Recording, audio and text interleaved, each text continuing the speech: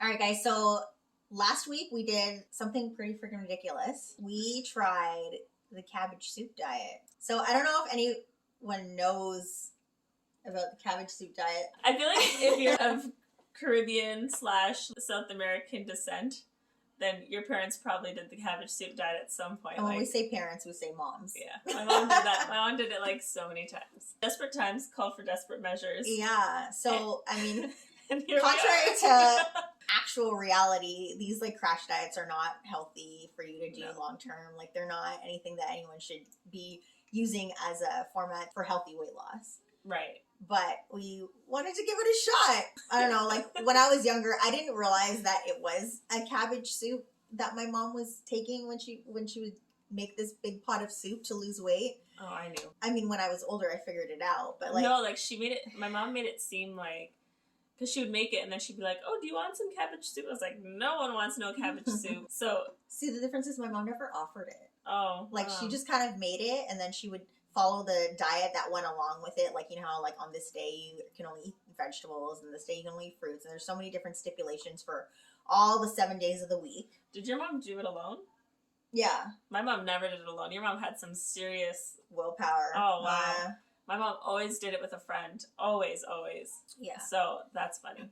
And I have to say, in my line of work, it was especially hard. Doing it knowing or doing it going to work? So both. So doing it knowing this is like totally, absolutely not the way to do it if you're trying to lose weight. I'm surprised Simone did it with me. I was like, oh, like, why the fuck am I doing this? I thought it was going to be difficult to do being at work and being so active.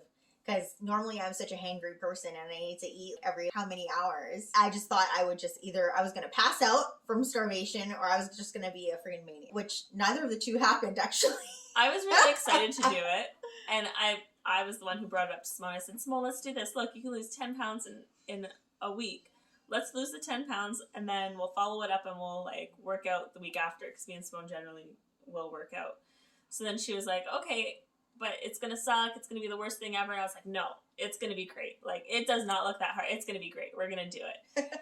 And then here we go. Fast forward. We make our soup. We started and it's horrible. It's probably the worst thing I've ever done in my entire life. It was awful. Like, I remember day one, you could only eat fruits and the soup, which I found was... At first, I thought it was going to be great. I was like, oh, I can eat as much fruits as I want, as much soup as I want. I'm going to be laughing.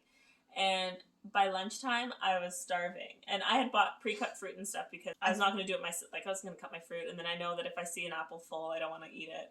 So, and it was still really hard for me, and I was starving. Yeah. So that day, like, I remember I cut up strawberries and blueberries for my breakfast, and I packed tea bag, because you can only drink, like, black tea or water. Coffee. Black tea, black coffee, or water. So I packed a tea bag and, like, my cut up fruit. Someone sucked on the tea bag. And that's disgusting.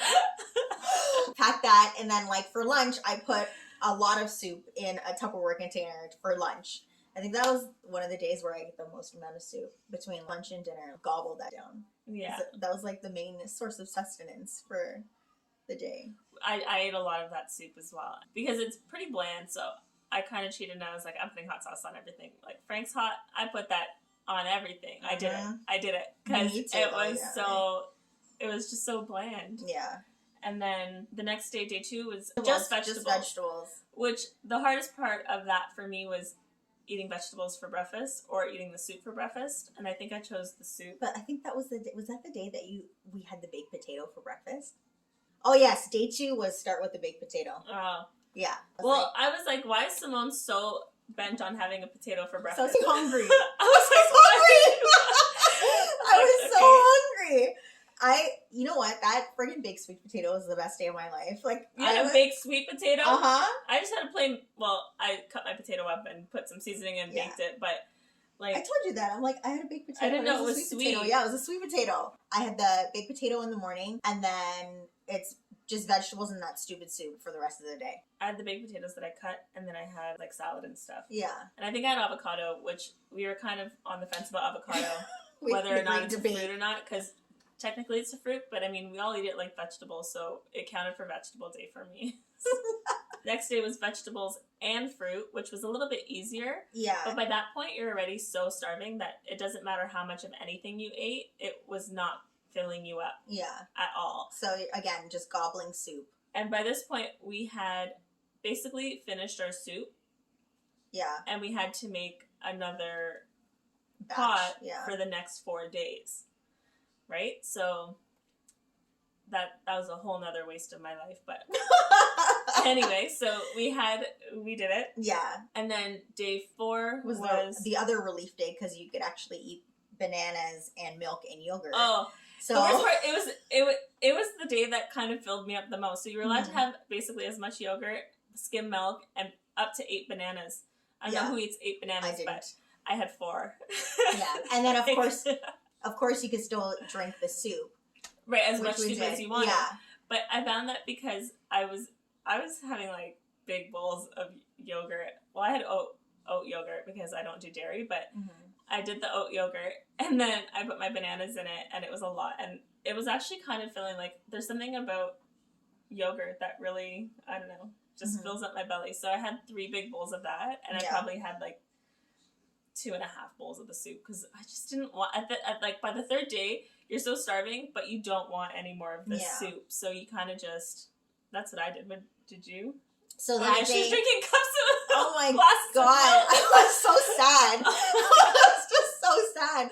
So in that morning, like I got up really early for work and I didn't want to make a lot of racket making a smoothie. So I packed a soup for breakfast. And then, so then I had soup for breakfast. And then like with my lunch, I had the soup again and milk. And then, because the only yogurt I had in my house was that flavored shit. So I was like, I don't want to eat that and like ruin the diet.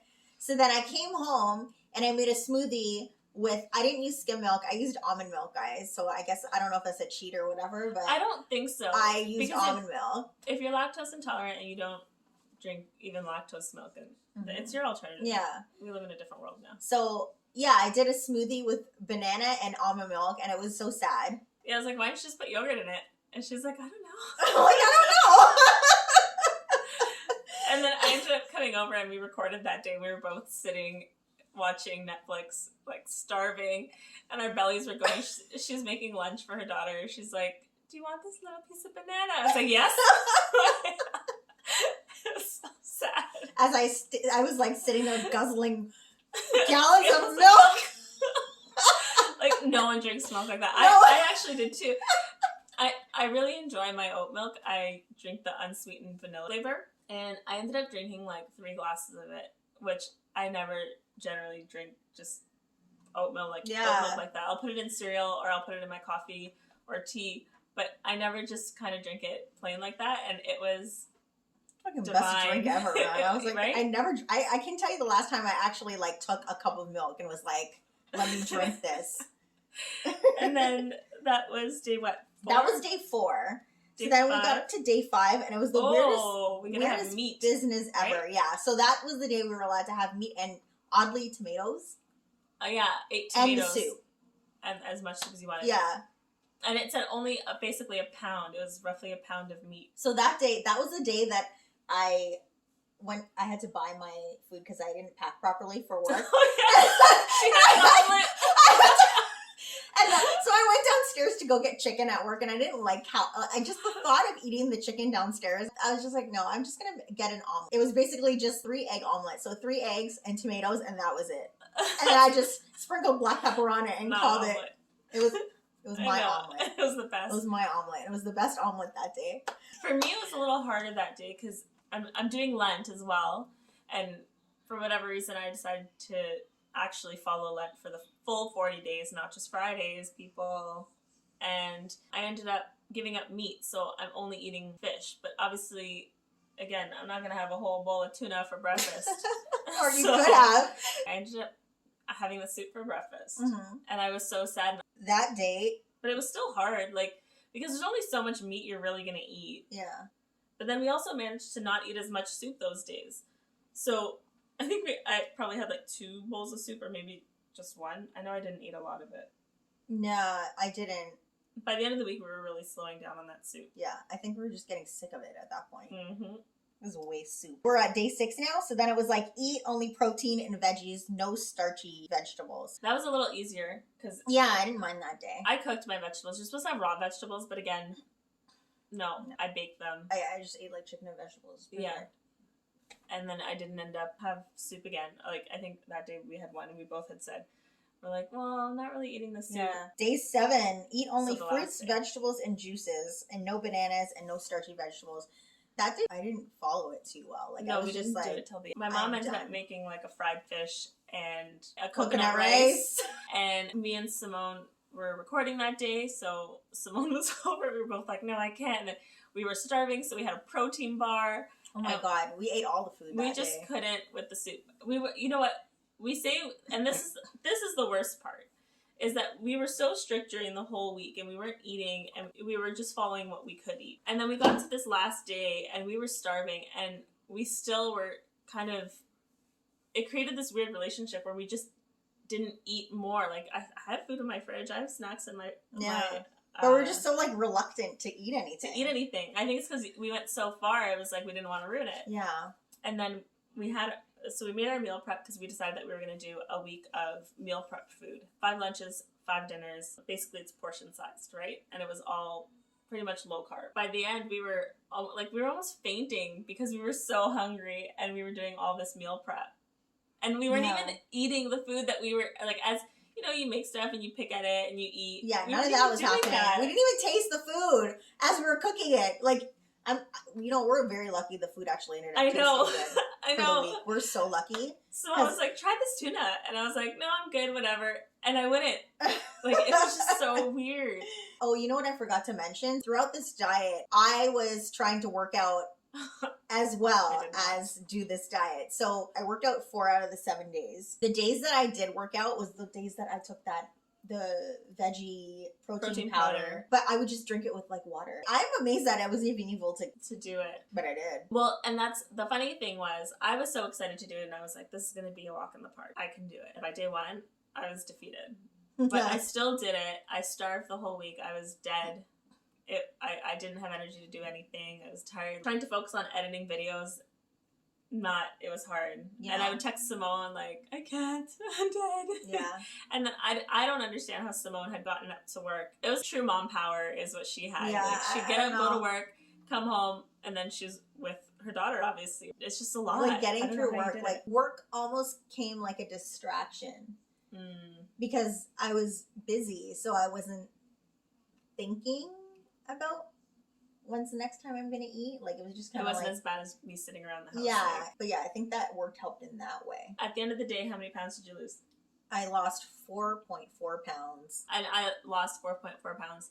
Also, I wasn't drinking the proper amount of water, so in my mind, I felt like I didn't lose the 10 pounds because I didn't lose the water weight because I wasn't doing the drinking part properly. Yeah. I wasn't drinking nearly enough water.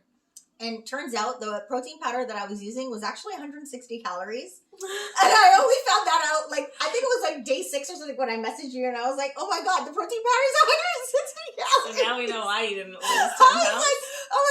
I'm like, it's just veggie protein powder. I didn't think anything of it. And the other thing I wanted to add was, at the end of the day, I starved and it ended up messing with my period. But I found out later from my sister, her dietitian had said that you should never really do any kind of cleanses or crash diets the week leading up to your period because your hormones are already so out of whack that the extreme diet will end up messing with them even more. Yeah, that makes sense. So it ended up basically messing up my period essentially for that week. Yeah. And also what me and Simone were talking about too is that it gave us a weird relationship with food. Yeah, like it almost makes you feel guilty for eating. Yeah, this whole week that we've been allowed to eat and we did our meal prep, we never said that we were going to do a super restrictive diet. No, we didn't. We were doing the More portion healthfully, sizes and eating healthier, right? But it wasn't we can't have snacks, we can't have. And I found that this whole week I would find myself being hungry or nippish and I would walk to the kitchen and be like, yeah, what am I allowed to eat? And I wouldn't even eat fruit.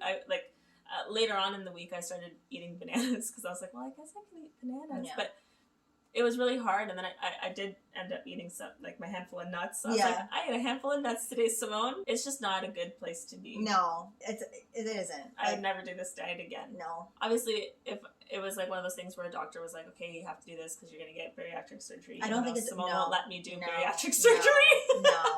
No. That's a no. Yeah, I wouldn't recommend doing it either. Not even a challenge to yourself. No. So here we are. Don't do it, and just, eat healthier. All right. Thanks for watching, guys. Give us a like.